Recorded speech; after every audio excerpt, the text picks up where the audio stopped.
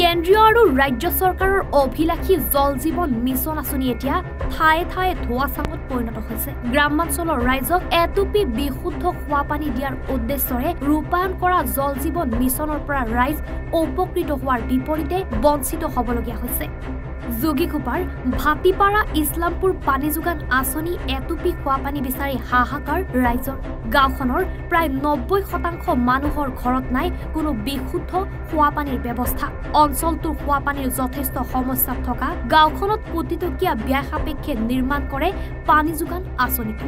পিছে অভিযোগ মতে পানী যোগান আঁচনিটোত বিশুদ্ধ খোৱা পানীৰ নামত পাইছে এতিয়া লেতেৰা পানীহে।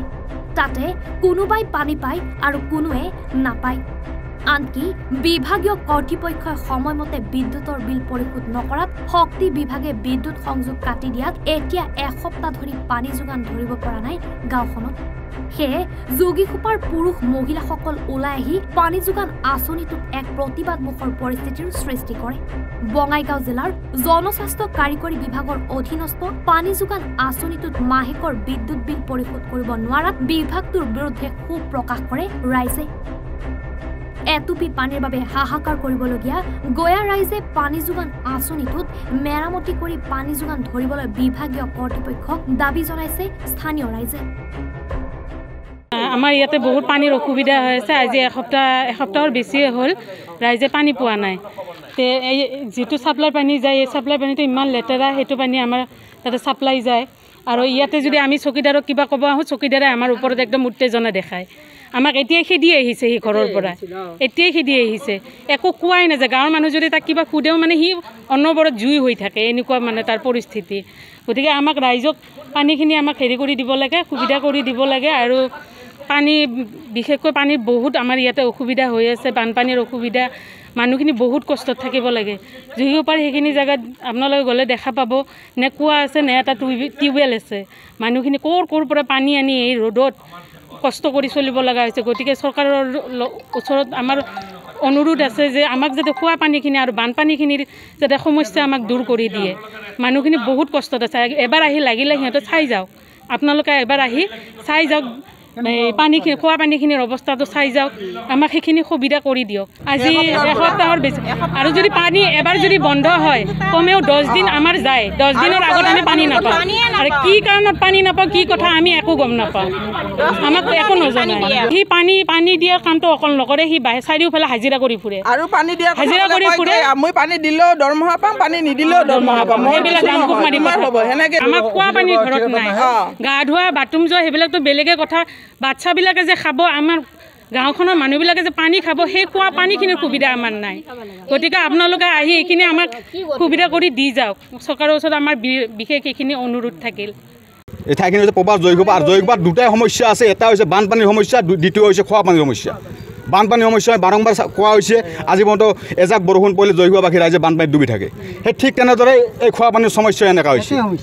আজি খোৱা পানী ইমান দিনৰ পৰা নাই। এই এটা মহিলা ৰাতিপুৱা লাগিলে এটা কুঁৱা আছে তাতে স্কুলৰ কাষত, এজককৈ পানী নাপায় সিহঁতে। সেই ৰাতিপুৱা 4টা বজাত পানী ল'ব লগা আহে। যিটো অসম চৰকাৰে, ভাৰত চৰকাৰে বাৰম্বাৰ কৈ থাকে ইমান লিটাৰ বিশুদ্ধ খোৱা পানী, এই বিশুদ্ধ খোৱা পানীৰ নামত আমাক খুৱাই আছে ড্ৰেঙৰ পানী। আৰু ইমান দিনৰ পৰা ইয়াত পানী নাই। আমি জনকল্যাণ কাৰিকৰী বিভাগক ইমান বাৰম্বাৰ কোৱা স্বত্বেও আজি পৰ্যন্ত কোনো সিহঁতে পদক্ষেপ লোৱা নাই যে ইয়াৰ ৰাইজৰ পানীৰ অভাৱ, যে পানীটো কেনেকৈ পূৰণ কৰিব পাৰি, আজি পৰ্যন্ত কোনো লোৱা নাই। এতিয়া কৈ আছে সেইটোলোকে পঞ্চায়তক হেণ্ডঅভাৰ কৰা বুলি। পঞ্চায়ত ছেক্ৰেটাৰীজনক সোধা হৈছে যে কি হৈ আছে, ছেক্ৰেটাৰীজনে কৈ আছে আমি ওপৰত জনাইছোঁ, কিন্তু এতিয়ালৈকে কোনো কি হোৱা নাই। আজি যোৱা 3-4 দিন মানে হ'ল লাইনটো কাটি দি গৈছে। ইয়াত লাইটৰ বিল বোলে দিয়া নাই, লাইনটো কাটি দি গৈছে। এনেকৈ চৰকাৰখনে কৰিছে। এদি স্মাৰ্ট মিটাৰলৈ মানুহক হাৰাশাস্তি কৰি দিছে। এদি খোৱা পানীৰ নামত এই জয়ীঘোপাবাসী ৰাইজক এনেকুৱা কৰি আছে। ইফালে খোৱা পানী, ইফালে বানপানী, মানে জয়ীঘোপাত প্ৰতিটো সমস্যাৰ সমাধান মানে আজি পৰ্যন্ত কোনো চৰকাৰে কৰা নাই। আৰু চৰকাৰে এতিয়া দম বুলি মানে ডাঙৰ লেকচাৰ মাৰি আছে যে আমি হিমন্ত বিশ্ব শৰ্মাখনে ইমান কৰিছোঁ, অসম চৰকাৰে ইমান কৰিছে, ভাৰত চৰকাৰে আজি কি কৰিছে। আমাৰ হিমন্ত বিশ্ব শৰ্মা ডাঙৰীয়া জনকল্যাণ কাৰিকৰী বিভাগত প্ৰশ্ন আছে যে আমাক যে খোৱা পানীৰ নামত যেনে বিশুদ্ধ বেয়া লেতেৰা পানী যে আমাক খুৱাই আছে। চৰকাৰে দাম বুলি মাৰি কথা পাতি আছে যে আমি বিশুদ্ধ খোৱা পানী ৰাইজক দি আছোঁ, অমুক দি আছোঁ। ৰাইজে আপোনালোকে চাওক এনেকুৱা খোৱা পানী দি আছে।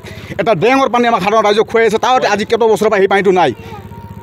গতিকে আমি এটাই অনুৰোধ, অতি সোনকালে এই খোৱা পানীটোৰ ব্যৱস্থা সোনকালে কৰি দিয়ক, নহ'লে ইয়াৰ পৰা এই জলকাৰিকৰী বিভাগৰ ইয়াত ডাঙৰ এটা উত্তৰ পাব জয়ীঘোপাবাসী ৰাইজে এতিয়া লগ দিব। গতিকে আমাৰ এটাই দাবী আছে, অতি সোনকালে এইটো সিদ্ধান্ত কৰি ৰাইজক খোৱা পানীৰ ব্যৱস্থা কৰক, নহ'লে ইয়াৰ জংকী আন্দোলন কৰি আমি দিছপুৰ কমাবলৈ বাধ্য হৈ যাম জয়ীঘোপাবাসী ৰাইজে।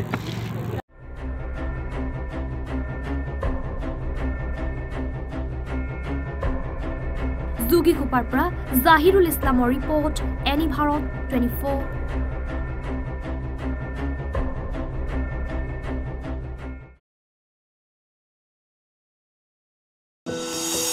এনি ভাৰত 24ৰ প্ৰথম প্ৰয়াস জুবিন গাৰ্গৰ গীতৰ প্ৰতিযোগিতা জুবিনৰ গানে কি আনে